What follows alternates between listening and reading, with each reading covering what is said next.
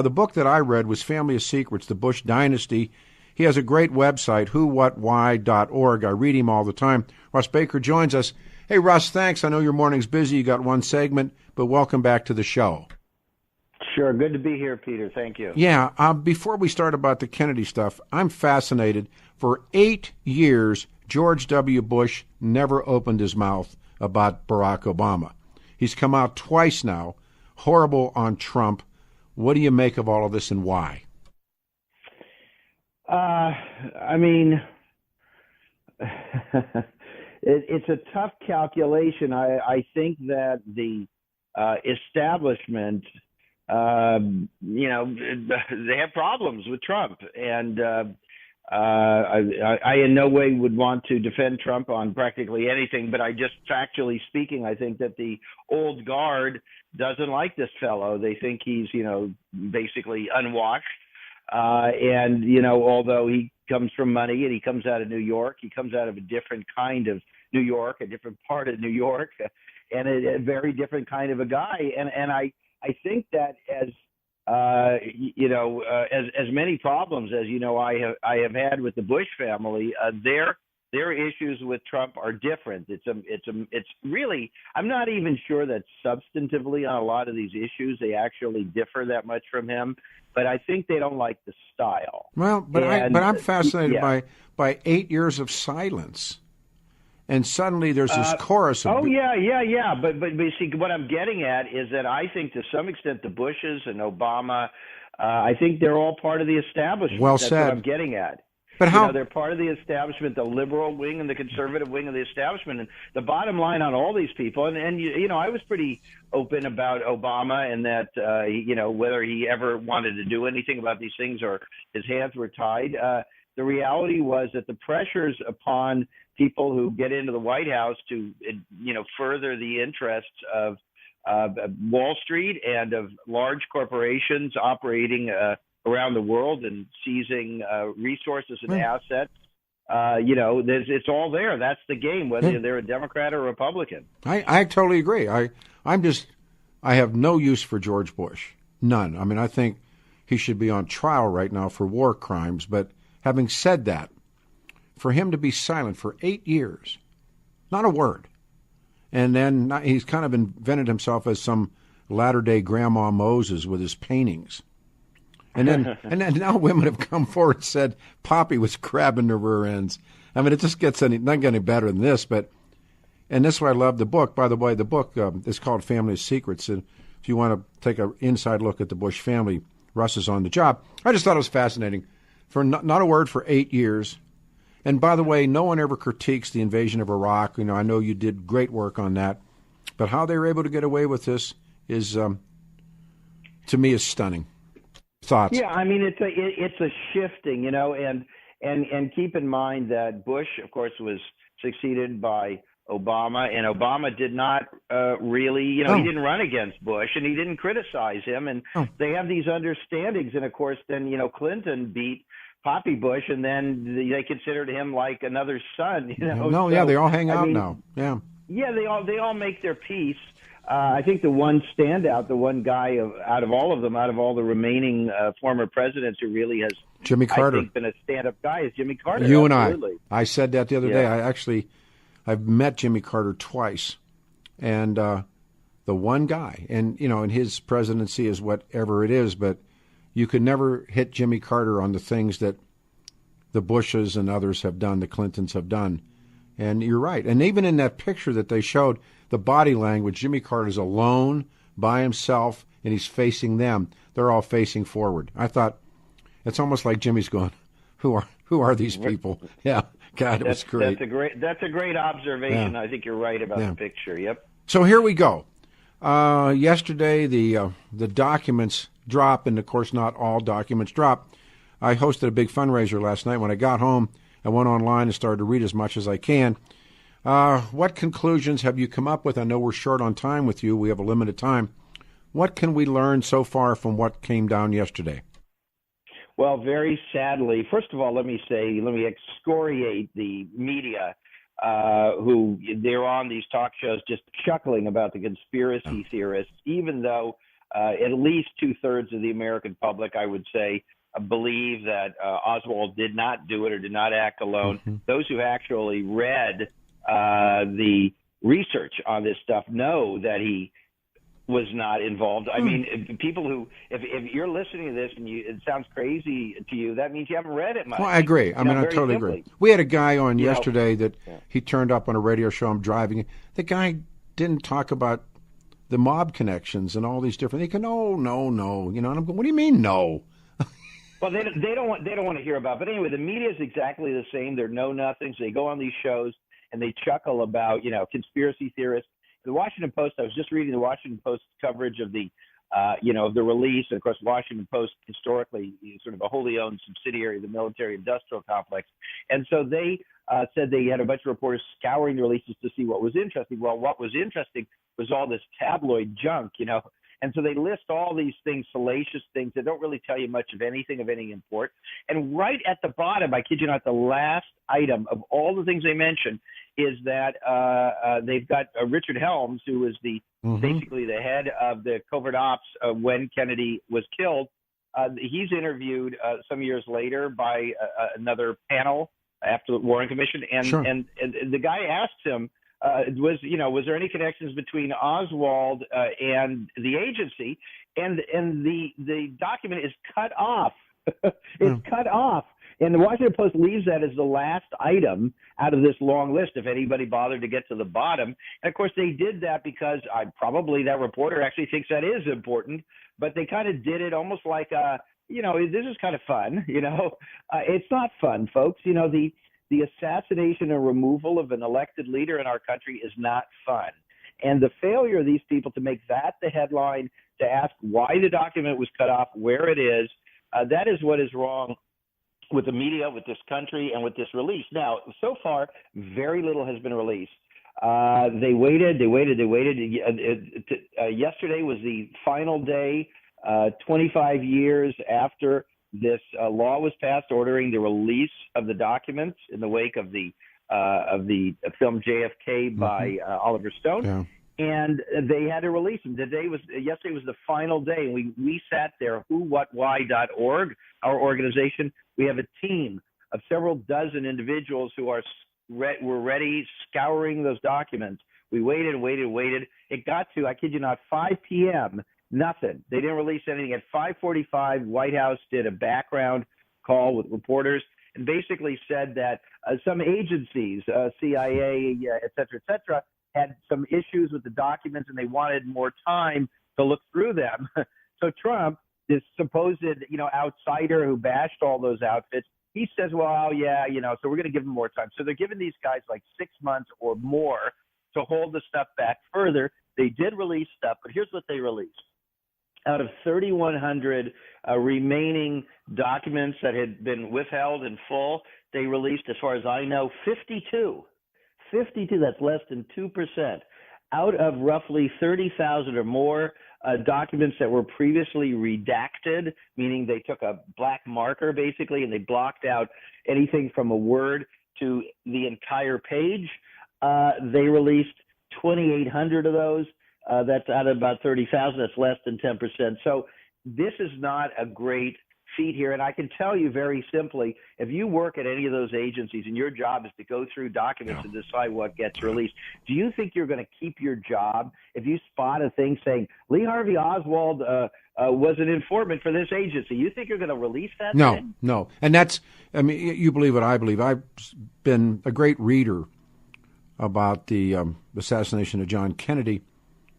And my personal belief is that there are a number of people that wanted Jack Kennedy dead.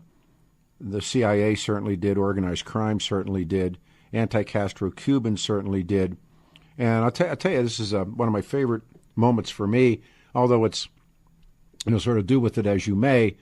Years ago, along with Governor Owens, we did a project called One State, One Book. And we put some books up, and it was a really fun thing to do.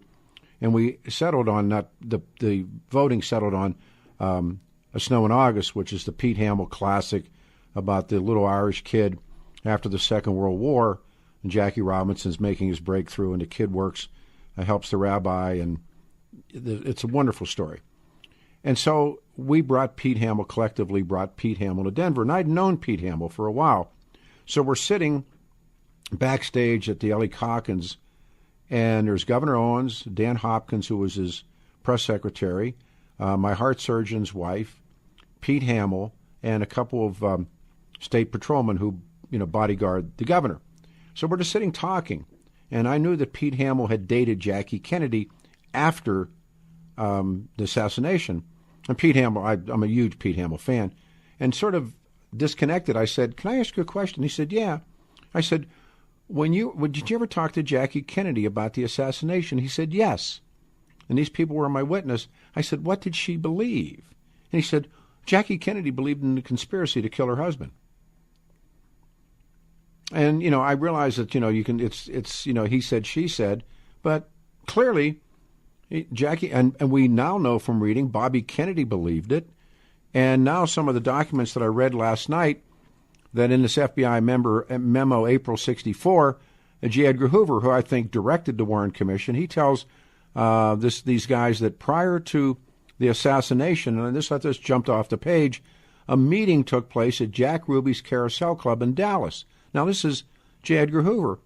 He said, Ruby's there, and some guy you can't read the name, and the Dallas police officer J.D. Tippit, who was shot by Oswald.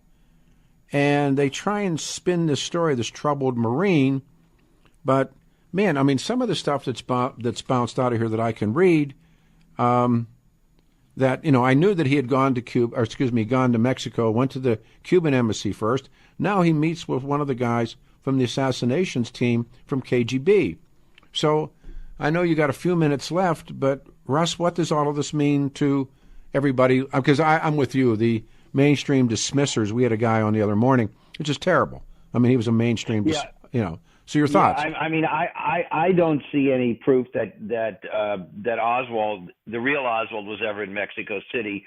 The photos, the surveillance photos taken of the man they identified as Oswald, the CIA surveillance photos, was a burly, bald man who looked nothing like Oswald. And they said that was Oswald. So I have serious doubts about that very clearly. And we don't have time here, but I am working on a new book, 10 years in the making, trying to solve as much as I can the Kennedy thing. I've made considerable advances. Your two stories you just told me, I'd like to talk to you maybe later off air about those. But very interesting, and I appreciate that. Let me just say this in summation. First of all, you mentioned my other book, Family of Secrets, right. And I've got 5 chapters in there on the Kennedy assassination. I know you do. Particularly answering the question, why does George H.W. Bush, who later became CIA director, not remember where he was on November 22, 1963? I did a tremendous amount of research on that. I think there's very, very strong indications that the same people who were part of the United States coup d'etat machine, they routinely moved around the world fomenting coups, overthrowing and sometimes killing foreign leaders, and I could list them, that those same people were put into play here. And that is what I believe happened, and that's after all these years of research. I've got no dog in that fight. I consider myself a serious journalist with agnostic views about everything I look into, because I've got to see the proof. And people get mad at me from left and from right and from this and from that because I won't rush to any kind of judgment. But that's what I think we're looking at as far as the release of the documents. As I said, at whowhatwhy.org, we will be releasing our analysis of those. And the difference between us and the Washington Post and these big outfits that are on it for a second and then we'll drop it is we will spend the next few months combing through these documents meticulously, looking for tiny breadcrumbs, connecting the dots, looking for aliases and very small and somewhat obscure elements, because that is how you solve a mystery of that kind. I know we're right on time. Russ Baker's here. Family of Secrets, one of my favorites. He has a great website. I read it. It's called whowhatwhy.org. I agree with you that Jack Kennedy, it could either be a hit, like a mob hit, or it could be the term that's used too often now, game change, or it could be, as many people say, Jack Kennedy, by some of his supporters, say he wanted to break up the CIA and put his brother Bob in charge. There was a a plaque and a bumper sticker that was showing up that said, and they at Foggy Bottom, and they would say things like, "First Ethel, now us," aimed at Bobby Kennedy, was going to come and screw him. Somebody knew something. A lot of people knew lots of stuff. And Jack Kennedy, the mob could have done it. The CIA could have done it. And then, of course, he could have just had it done because. So I know it's like kind of a blatant question, but why was John Kennedy killed? I have a whole chapter. No, I know you do. On that. I know. Look.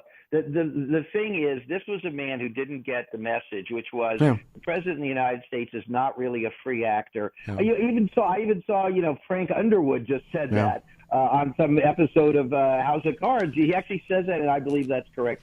These guys are wholly owned employees of the system, and the second they break away, and as many problems as I have with Trump, I think that's why the establishment doesn't like him. They hate him. Sure. I'm not saying he's a good guy, because I don't think he is.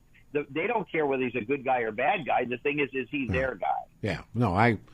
So then it's Jack Kennedy, and after Jack Kennedy, and I think what happened with Kennedy was, as the months went by, he saw how many problems there were with the system, with the people around him. That the Joint Chiefs of Staff was just hankering to have a nuclear war with the Soviet Union. They wanted a war. And he said, "Oh, my God, these people are insane." Yeah. And then he saw what the CIA was up to. He said, "Oh, my God, is this a mess?" Yeah. And he started trying to do something about it. He and his brother, and they became big targets.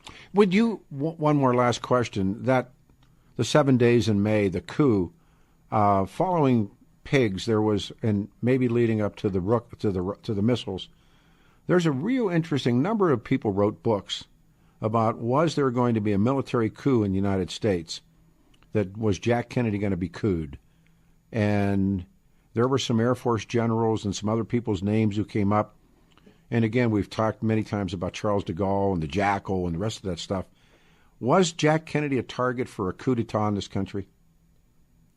I believe he was. I do too. And as you point out, by the way, Charles de Gaulle faced something like 20 attempts by his own security apparatus. By his colonels. Now, how is it that it's documented that de Gaulle was targeted in the same period by his security apparatus that was tight with the CIA, and yet our media cannot see clear to say that there's a possibility that the same thing happened to our own president?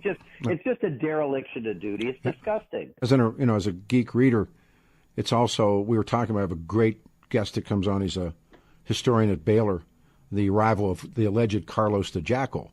And, the Jackal who tries to kill de Gaulle, who many people have chosen that name, the Jackal. But the original Jackal may have come out of Algeria and may have been hired by the French colonels to kill de Gaulle. And you're right, there were so many attempts on de Gaulle's life. And why can't we believe it would happen here? Indeed. All right, sir. And by the way, the reason I think this is so important is I don't think this country has ever recovered. No, I don't know. And not at all. That sort of takeover, Eisenhower saw it coming. He warned about it. I agree. Truman, a month after Kennedy's death, Truman wrote a piece in the Washington Post, basically intimated that the CIA had taken over. That piece was removed from the later editions of the paper. Jimmy Carter tried to break up the CIA, and he was kept to one term. Gary Hart was on the CIA, and they went after him with a sex scandal, which I believe was engineered. Yeah, I bumped heads with Gary Hart a lot, but when one time we talked, and Gary Hart believed in the conspiracy. That's the truth. Yeah, that's absolutely. That's the truth. Now, it could have been his out card, but at the same time, he did believe it. That's true. Well, he was on the church committee. He was involved. Well, with all I brought up Frank Church yesterday to this caller, and the guy kind of blew it off. He said they killed Sam Giancana and Johnny Rosselli when they got subpoenas to come to the church committee. Oh no, they kill those organized crime guys all the time. No, remember, Sam Giancana comes back from Mexico, and he's going to go before the church committee, and the church committee does make a decision that there is a conspiracy, and. Yep. I'm watching these idiots this morning. Hey, I know you're way past. Hey, come do the show next week. Will you do the show with me again? Yeah, sure. Russ, let me put you on hold, speak with Case, and let's go back and look at all your work together. I know you're having a busy morning. Russ Baker, again, whowhatwhy.org. And again, Family of Secrets. You're on hold, brother man. Thank you. I'll talk to you first part of next week. Thanks, Russ. All right, everybody. You got it, buddy. All right, we